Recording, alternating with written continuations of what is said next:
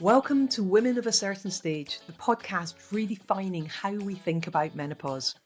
I'm your host, Lauren Churin, a passionate advocate for breaking the stigma and empowering individuals to navigate this transformational stage of life with confidence and clarity.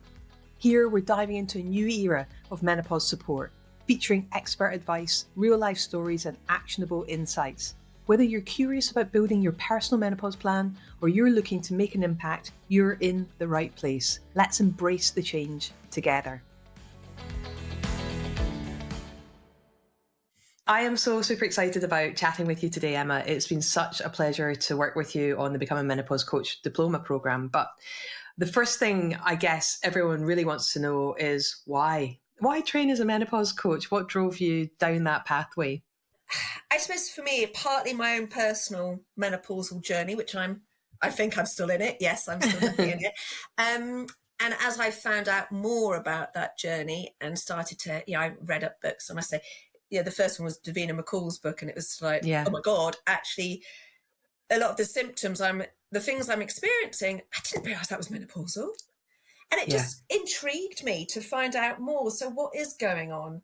So I did a little course on nutrition for the menopause and thought, I'm doing some bits. I need to tweak some other bits, and read some more. And I mean, the more I delved, the more, I think, in some ways, angry I got because I was... Yeah, I get that. Yeah, I was really like, I could not believe the lack of research and the lack of information.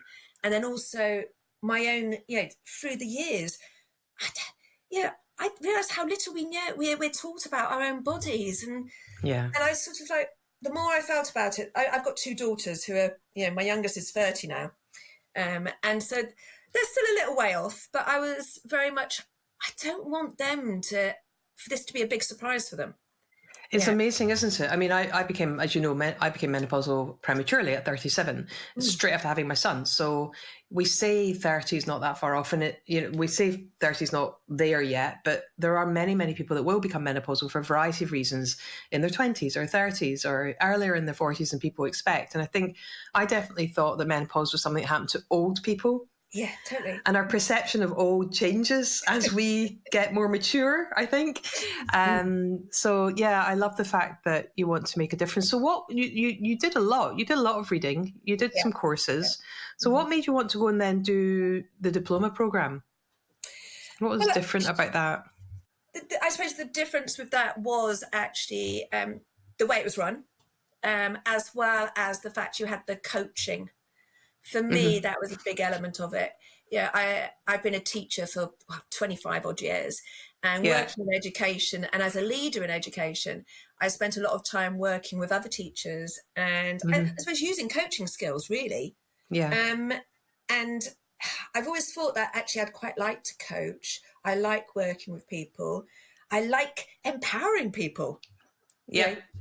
And so that, I suppose it was the coaching side of it that got me really interested. And then also for me, the fact it was 2 hours every week live, that for me was a must. There were lots of courses I saw which were all book driven and do at your own pace. Right. I wouldn't have done it. I signed up to an art course a while ago, and it's like self-driven, and it's still sitting there, not being done, because I need that accountability. I suppose it's interesting.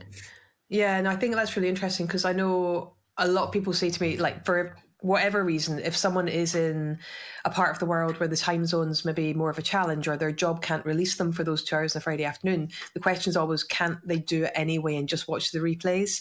And I'm like, no, because it is the community, it's the turning up live, it is that practice that you get during the program. And interestingly, the statistics show that for self-paced programs, somewhere between 4 and 15% of people complete self-paced programs. I didn't realize it was so that you're high. Right. Yeah, wow. You're right. Yeah. You have to be really motivated and committed to complete one. Totally. So I liked that fact. I also liked the idea of you've got the portal, so you can dip in. As you can gather, I'm always about finding out more. So I've got tons of books, but also having the resources section to be able to, I've just been thinking about that, or now with my practice clients, they'll mention something and I go, oh, actually, I might be able to find the answers there. So that's really useful as well. So that's Yeah, been and very I love because that resources section is obviously things that are coming my way, or people will send me articles or books or research or different things that come up. Sometimes it'll be something very silly that's been in a magazine, but it's only in there if it's got some research or science behind it, or it's been written by someone that we know is a trusted source. And I think that's really important, because one of the things I've definitely found over the last 11 years is that you read something and then it's like, oh, well, is that true? Is it fact or is it fiction? Where did it come from? What's the science that's underpinning it? And there's so much confusion out there on Google, and other search engines are available as well, obviously. But I think it can be really difficult to figure out what's real. Totally. So I suppose those were some of the things that appealed to me. And then, of course, our meetup before actually signing up to it, I think that was really important to just like touch base with you, because you would be leading it and talking through. I think everyone has wobbles and things that so for me it was a bit of imposter syndrome. So just having that conversation with you, made me feel securer in taking on the investment, I suppose, and taking on the commitment as well, because 18 weeks isn't a light commitment, really. It's not. No, but I can't believe we're nearly at the end as well. That's like, I know. 1 week to go. 1 week to go. Oh my gosh. But then you've got a whole year of support afterwards as well, and 4 more deep dive training sessions. So it's not really over, as in there's still the community, there's still the portal, there's still my team and I in the background, there's still got all of your cohort together as well. And I think I was talking to someone earlier who's talking about joining the next cohort, and I said I think that doing the program is a bit like learning to drive. You've got just someone beside you, guiding you, leading you on the journey, a bit like teaching pupils, I guess. You've got that relationship there where you've got that kind of support, and then you get your qualification and off you go into the big bad world, and all of a sudden it's like, okay, now what? So that's why I love giving that first year of support, because it means that if you've got any questions, you can just dip back into the team and check things out. Yeah, I think that's going to be really important, because it's like, it's like you're saying, we're like little fledglings coming out the nest and off we go. And can we fly? But we'll go back to the nest every now and then, just to make sure we can, soar, I suppose, perhaps. I think that's a great analogy. I think it's so true, isn't it? Because I think, and I know I've been saying this to your cohort quite a lot, but the reality is you come at this with years of skills, knowledge, and experience. Like, you might just consider yourself a new menopause coach, but you've been coaching. You've been coaching as a leader. You've been coaching as a teacher. You coach in your life day in, day out, right? So all this is doing is giving you a bit of paper that says, I have formally done a qualification that says that I can do this thing, and with menopause in the background as well. Yeah, it's exciting. I am very excited, actually. Excited. So what was your biggest fear or hesitation? And like you said, you talked about imposter syndrome, but what was your biggest fear or hesitation before the program started, and how did it maybe change as you got on board? I suppose because it is quite a change. The coaching side isn't actually, but the content. Having been a languages teacher, and my science knowledge and biology knowledge is like zero. Really zero. It was, can I do this? Will I know enough about my body and about women's bodies to be able to give enough back to others, know enough. So that was probably my biggest fear, actually. That, and am I doing the right thing? Taking myself out of my comfort zone, trying something new. But then I also realized, actually, that I enjoy doing new things and challenging myself, and I think actually that's part of managing getting through this menopausal stage, is doing different things and trying different things. I think you might have said it's about taking stock of where we're at in our lives. And so I was almost doing that before you mentioned it. It's like, I'm doing this. So I suppose that was probably, you said that was probably the biggest fear. What was the other part of the question? How that's changed as you've been on the program? Well, I think I know. I know I still have to read and check my notes because my brain is still a menopausal brain, so forgetting things. But I realise when I talk to people about it now and about the menopausal stage, and I talk to almost everyone about it. I'm in the pub and I'm chatting away, and my partner's saying, "Emma, you need to stop. No, not saying that." I realise I actually do know a lot more than other people, because I don't think not many women actually know very much about their own bodies and what's going to happen. You've got lots of cliches about what it's all about, but it's really nice. I know now these facts. I don't know everything, but I know quite a lot that I can. None of us do, right? No. Because we're still learning, and there's still research and science to be uncovered and to be done and to be completed. So it's going to be a continual learning journey for all of us. Yeah. So I think that was one thing, because your course is set out in stages, so that part really helped my knowledge and understanding. And all the experts you got in as well, they were brilliant. Yeah. And just being able to sort of like, well, it's got to be true, because they're experts in their field, so they do know it. And that was really reassuring. And then also doing the coaching, I suppose, with the practice clients. Firstly, with the peer coaching within your sessions. So that really has helped build my confidence, working with those practice clients. Wow. Yeah. Tell me about that. Tell me what that was like, because you had to, people often say to me, will I be able to get clients afterwards? So I'm like, well, everything we do in the program, everything in the diploma is designed to support you going forward. And part of it's not just taking the clients through the practice, not just taking the practice clients through the Menopause Coach program, but it's also going out and finding those clients. So you've already found at least 2 clients before you even graduate, which is something that's deliberately built in. So when people say, oh, how will I find the client? Well, you've already done it. So you definitely can do it again. So how did you go about finding your practice clients?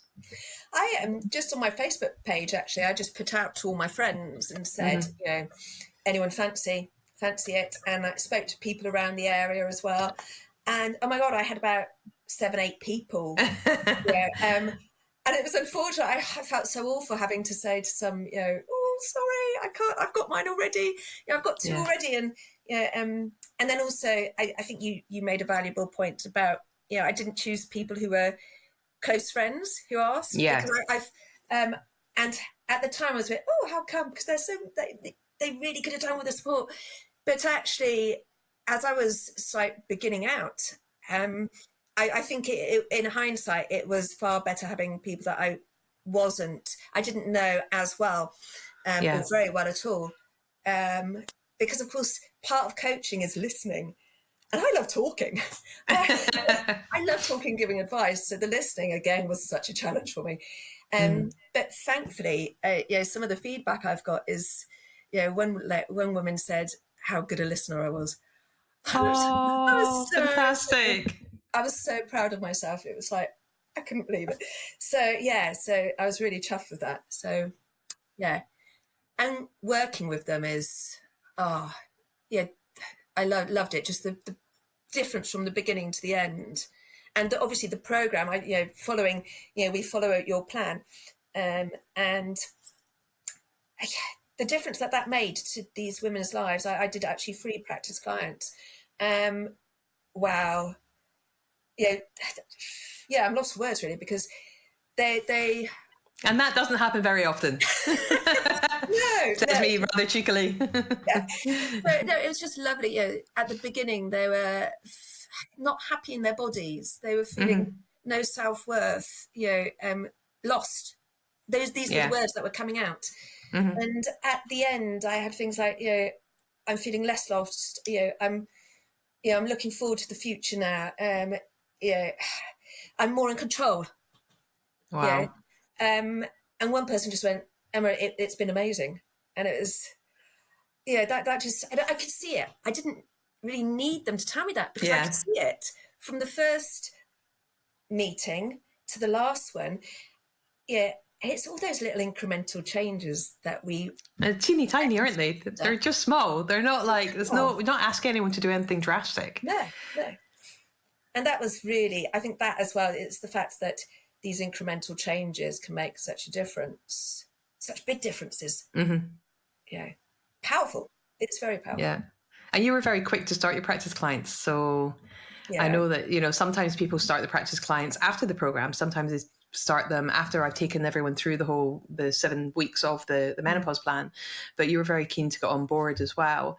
And look, nothing in life runs smoothly. Things don't always go to plan. And I'm just curious, throughout the program, if you've needed additional help and support or reached out to anyone in the customer service team, how have you found the support from my team? Oh, definitely. When I've reached out, you've come back to me as soon as, really. So that's been really good. Good to know that there is that support. The community as well. Is a good way of getting the support, because you can put in the. I'm going like this with my hands now. For anyone listening, Emma was making the typing sign with her fingers. So I think that's really valuable, because you know that you're going to get a response within like 24, 48 hours, which I think is important, because you need to know that you've got that, I suppose, your back, you've got that support. And also when there've been a few doubts and things like that, then they've been squashed and sorted, which I think is important, because like you say, life happens and things happen, and so that's been really good to know that that's been there. So a definite plus. I think, and that's the other thing about doing a live course, a live program, because you get to know the people that are running it, delivering it, training you on it, supporting you on it. Well, you don't get that from something you just do online. No, which is such, or books or manuals, right? But I think that's something that I really love being able to do, because the cohorts are reasonably small, and it means that I do get to know everyone. I do get to meet everyone before they come on, and then I've got that year afterwards, and now we have something potentially being hatched for the year after your year after. So there might be something coming up in the pipeline where we can bring all the grads together.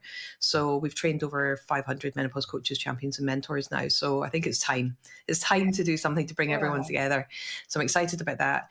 And the other thing I was just curious about, when you think about the cohort and the people you've met, what's it been like to kind of hear what other people's stories were or where they've come from?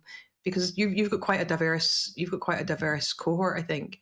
Yes, yeah, we're all from totally different walks and different parts of the world as well, aren't we? So America, I think, Caribbean, it's Australia. been really interesting, because it's the questions then, and they're looking how they look at the course, and what's important to them is different. You've got some people who are coaches already, that want a different angle to it.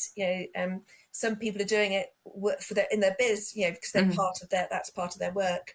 And then it's I think that makes it really valuable. The fact we are different and coming from different angles really helps to widen our horizons to what we're. I didn't think about that. Yeah, it's a different perspective. So often some of the questions, it'll be and that will make me think. I'll go down another little rabbit hole. I hadn't thought about that. So it's been I do like the variety. I like variety. Yeah, and that I always stay on the calls after the call finishes, so there's any additional questions. But the other reason I do that is because I can also go down rabbit holes. I get really passionate about different topics, and one of the reasons sometimes I will finish the call, which we record, but sometimes I'll then re-record it, because I want to stick to this. I want to stick with what's actually in the program and not do the whole bit where I've meandered off as well, because obviously I never miss anything, but sometimes the emphasis is on whatever the question that's come up from someone in the group, rather than what we're supposed to be focusing on that week. Or maybe an expert's turned up in a different week from the week they've been scheduled because they've had something happen in their life. There's all sorts of things that go on in the background. So you've been through the program. We've got one more session to go, which is actually this week at the point of us recording. So by the time people listening to this, you're going to be out there in the world, having some time under your belt, working with your first clients. So tell me, what is it you're going to use all of this, all your skills, all your knowledge, all your experience, and how are you going to blend this all together and go out into the world and support people going through menopause? I've got loads of ideas. I need to like hold myself in a little bit. So I've already set up a little business, my own company. Me, embrace the menopause I am. So I've got that set up, and I've done a little web page, and so and I've also set up some regular meetups just locally, just one a month.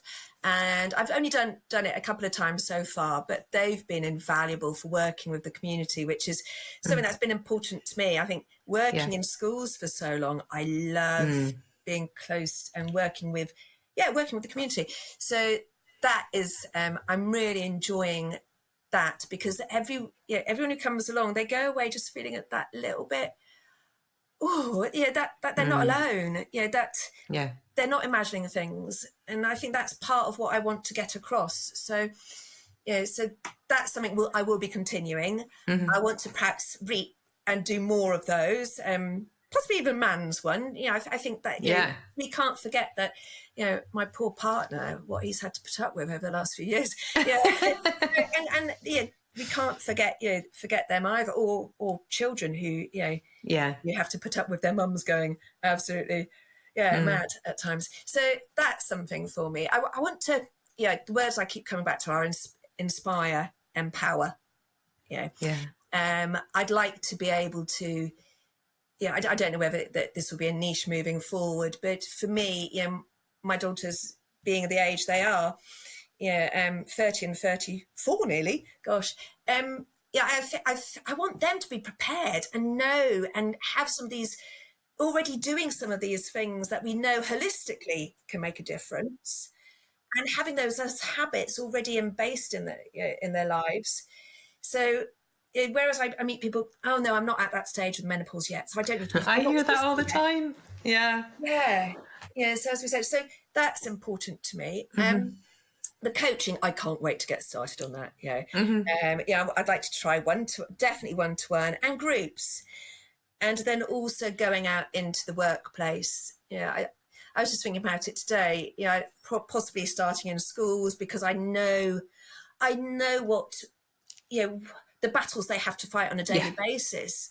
So I come from that approach with them. And then social media. Oh, that's scary. Do you think you're going to use social media? I don't need to, and I don't want to be.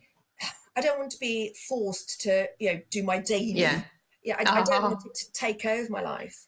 But I wonder if I'd quite like to do a YouTube channel. Ooh, watch this space. I think that might be quite cool. I started some training on that actually, but it wasn't a live one, so I didn't ever finish it. So, there you go, right? There's the proof again. It's so true. Like we definitely need community at this time. We need community at all times of life. We all need to belong. But I think at this time of life, we really need to have that sense of belonging and be part of something bigger than ourselves, and just have that, symbiotic relationship with people as well. I think that's so important and missing for so many people. Day-to-day life just gets so busy. And I think the one thing that women generally, I think, of our age, so they're so busy looking after everyone else, they forget. We forget to look after ourselves. I think I'm quite lucky that I perhaps don't have many people to look after, just my partner and my dog, really. And so I can give myself some self-care. But for so many of us, we haven't got that. And like you say, that's so important to remember, that actually having a laugh and time with friends, or giving yourself some, doing yoga, or just even 10-minute walk, will make a world of difference to us. Curious then, so because I know you train a lot, more than the average person, which is great, because you've got the time and you're active, which is something we all need to be as much as we possibly can. And I'm curious, if you knew a couple of years ago what you know now, how might you have approached menopause differently?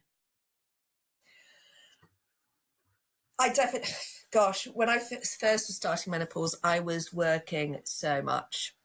And my self-care and time to reflect, or just even give myself any time to think, just wasn't there, because it was like, I've got this deadline, I've got that deadline, I've got there were times when I'd be working 80-hour weeks, and so, and I didn't fit. I thought, no, that had to take the priority.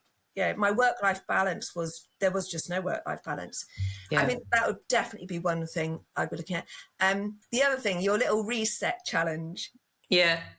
That was such an eye-opener. So if I'd had that knowledge beforehand, I think that would have probably changed, some of my eating habits and, my nutritional habits.